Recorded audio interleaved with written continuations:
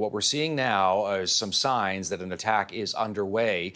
We have been reporting for the last few hours that according to the Americans and the Israelis themselves, Iran is planning an attack on Israel involving drones, missiles, rockets, and we are starting to see some of the skyline over Tel Aviv.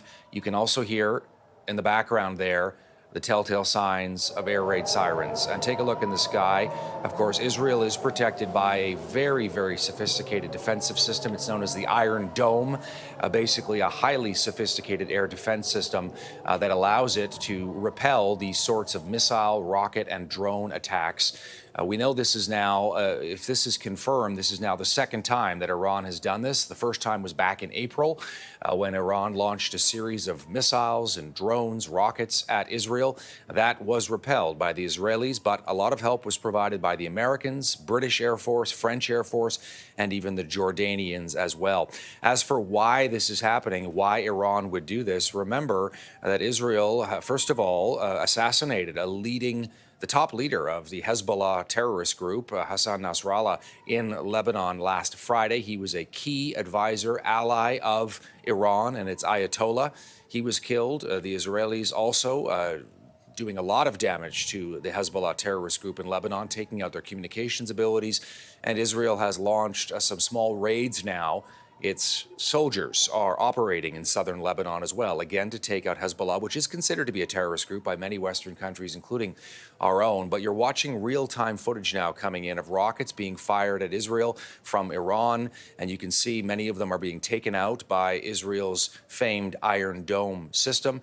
You can also be sure that the Israeli Air Force has been scrambled, and it is flying sorties over Israel and beyond as well to try and take out some of these missiles, rockets, and drones that are flying in their direction. Remember that Iran and Israel are separated by Jordan, and so it's difficult for this to be a surprise attack. The Israelis and the Americans say they knew this was coming. You obviously have to get rockets prepared.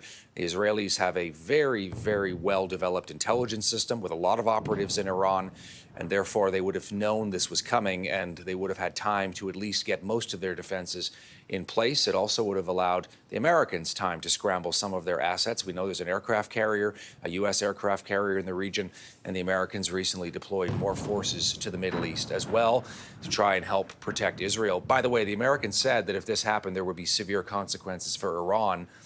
We don't know the extent of this attack. We know that there are also air raid sirens going on in Jerusalem. This is Tel Aviv, again, what you're seeing right now. And no doubt there are air raid sirens and warnings coming in other parts of Israel as the Israeli soldiers are operating in southern Lebanon as well. There is a lot going on. Israel continues to, of course, fight Hamas in Gaza. This is a big escalation. We know that Iran, certainly the hardliners in the regime, may have been putting a lot of pressure on the Iranian government to do more, do something, because they seem to be, impotent in the face of Israel's military and what Israel has been able to do against Hezbollah and Hamas.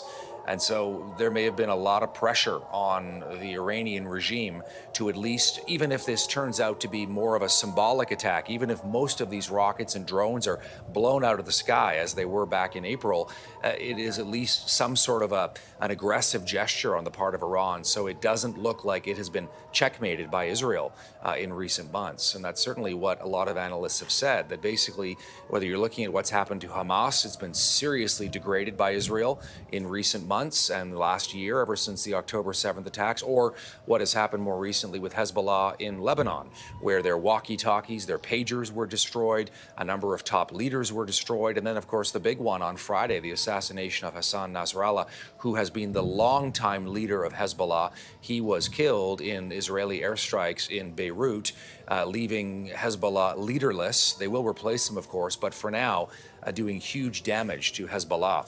Both of those groups, of course, Hamas, Hezbollah, are supplied, backed financially, militarily by Iran. They're considered proxy groups for Iran in the region, and this is why Iran may have felt it had no choice but to act.